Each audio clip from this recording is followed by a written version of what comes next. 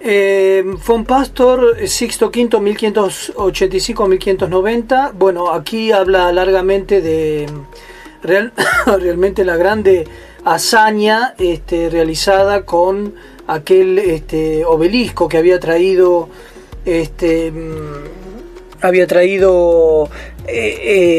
obelisco que había traído Calígula, que estaba ubicado ahí en lo que digamos después fue la Basílica Constantiniana,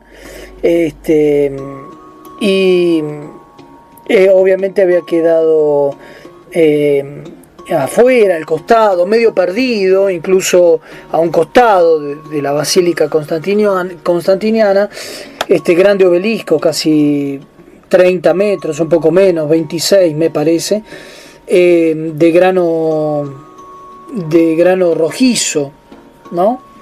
Y justamente que era muy famoso porque ahí se hacían las carreras de caballos, el del Vaticano. Bueno, justamente von Pastor introduce este tema con aquella idea revolucionaria que había tenido ya Sixto V de poder, y que realmente lo hizo, de embellecer la ciudad con los 4 obeliscos, algo único en las capitales del mundo, como dice von Pastor, de Europa, y que el Papa pudo hacer, digamos, de todo aquello que tenía a mano de las antigüedades. Obviamente primero comenzó con las 2 columnas, o sea, siempre la idea post-renacimiento era, digamos, mostrar cómo el cristianismo en cierta manera había vencido el paganismo, y había triunfado Cristo, ¿no? Y esto obviamente no siempre significaba destruir, sino modificar, ¿no? Por eso se tomaron estas 2 columnas, una de las cuales los mismos autores, algunos protestantes, de los cuales sabemos que usa como bibliografía el autor austríaco, alemán digo, que decían, propiamente reconocieron que Sixto V salvó la columna de Marco Aurelio, por ejemplo, contra aquella que cuenta la historia de una manera de bajo relieve artística, en su fuste de la victoria a los marcomanos, ¿no? Y aquella otra del grande Trajano, contra los dacios, ¿no? Entonces estas 2 columnas fueron realmente mejoradas. Se le cambió a estos emperadores que estaban encima, digamos, de este fuste, y se pusieron dos estatuas. Una estaba en la Villa di Montalto, esa parece ser la de San Pedro, todo a cargo de Domenico Fontana, que se va a llevar las grandes alabanzas, especialmente por lo que justamente vamos a contar sobre este obelisco, para colocarlo en la plaza de San Pedro. La idea era, digamos, de trasladarla a la plaza. Ya la habían tenido Gregorio XIII, había tenido ya esta idea, digamos, ¿no? Y también papas anteriores, pero ya Miguel Ángel y San Galo habían dicho que era casi imposible trasladar de donde se encontraba el obelisco, ¿no? Ahí, con algunas casas adyacentes que se fueron formando alrededor del obelisco. Decimos que siempre a un costado, digamos, de la Basílica Constantiniana, pero decían casi imposible. Bueno, el Papa, obviamente, con su tesón, con su tenacidad, esa característica, fue venciendo y fue justamente presentando la posibilidad a todos aquellos que en ese momento, científicos, etcétera, podían de alguna manera mostrar una solución. Bueno, algunos decían directamente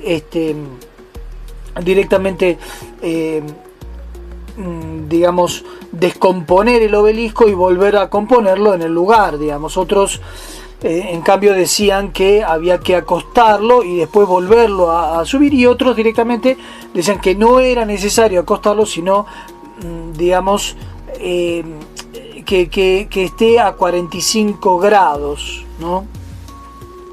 Para después sea más fácil poder bueno, ahí justamente es muy interesante, estaba esa bola esférica en el arriba del como terminación del obelisco, y bueno, justamente ahí se dio cuenta Fontana que no estaban las cenizas de Julio César como se decía habitualmente, sino que estaba totalmente vacío. Sí, algunos agujeros que él piensa que podrían haber sido de los digamos del Sacco di Roma en el 27, porque había que por ahí entraron, digamos, ¿no? Por ese flanco entraron, digamos, a la profanación a la Basílica de San Pedro. Bueno, entonces justamente se ubican estas dos, primeramente, digamos, estas dos columnas, y son salvadas por el Papa. Y también los domadores de caballos en el Monte Cavallo, que sabemos que después fue esa hermosa plaza que también hizo Sixto V, del Quirinale, con esa hermosa vista, y ahí justamente mirando hacia la Porta Pía, digamos, ¿no? Y esto, bueno, justamente fue obra de este gran papa que embelleció, digamos, la ciudad, los domadores de caballo, ¿no? Que se habían encontrado, y en la columna de Marco Aurelio se va a colocar, digamos, a San Pablo, que será un poco posterior. Todas estas cosas estuvieron a cargo de todos aquellos que trabajaban con Fontana, ¿no? Que era justamente el jefe de la fábrica de San Pedro, intendente de la ciudad de Roma. Los conservadores estaban un poco preocupados con el Papa al inicio, porque incluso se lo hicieron saber de alguna manera, porque había destruido un poco las termas de Diocleciano para que se pudiera tener un acceso a Santa María de los Ángeles, ¿no? Y también porque había de alguna manera tomado material de aquella construcción del emperador Septimio Severo, Septisonio, que era muy querido por los romanos, y esto lo cuenta el mismo Fontana.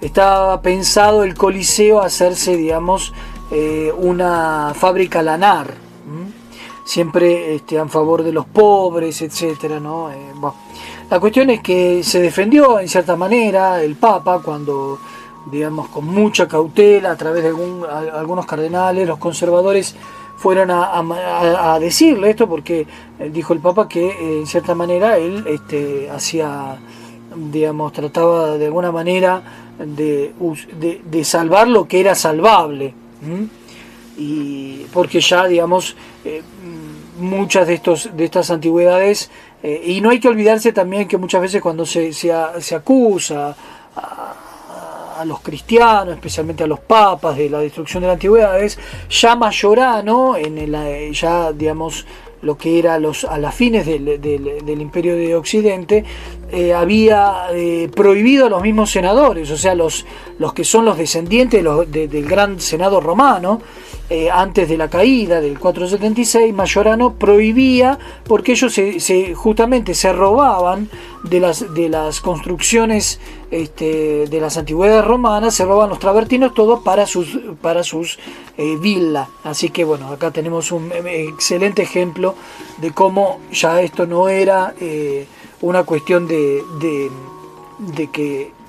que vos sos cristiano, entonces estás teniendo un prejuicio negativo sobre lo que es pagano. Bueno, y también sí, ciertamente ahí se ven los dos espíritus, porque se había en el Campidoglio, en el Capitolio se había encontrado, digamos, a un Júpiter, y se lo había puesto con Marte y con Venus. El Papa le hizo quitar, digamos, alguna que otra cosa. Quitó a Júpiter y a Venus, dejó solamente Marte, le sacó la espada, le sacó la lanza y le puso digamos, una cruz dorada, ¿no?, de bronce muy grande, que eso quedó ahí en el... Eso sí que lo cambió, porque ya Júpiter que se había encontrado lo había puesto, digamos, ahí su predecesor. También le habían dicho, de alguna manera von Ranke que lo trae y cita mal, parece ser, de que el Papa no le gustaba ver en el patio del Belvedere, digamos, a Laoconte, por ejemplo, ¿no?, o el torso del Belvedere, etcétera. Entonces parece ser que no era tan así la idea del Papa, sino que buscaba de alguna manera, digamos, tratar de bueno. Después también hubo un descubrimiento muy importante en ese momento, que se encontraron dos divinidades, que después Pío VI los llevó a lo que va a ser los museos vaticanos.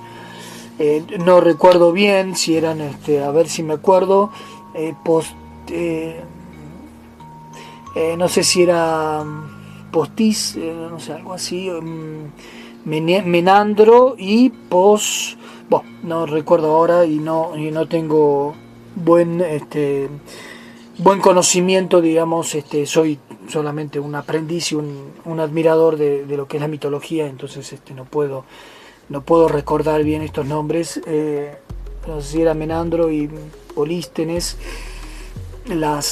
estas esculturas encontradas, y el Papa no sé si las había colocado en la Villa Montalto, y después ya Pío VI las llevó dentro de los museos del Vaticano. Estamos hablando mucho tiempo posterior, ¿no?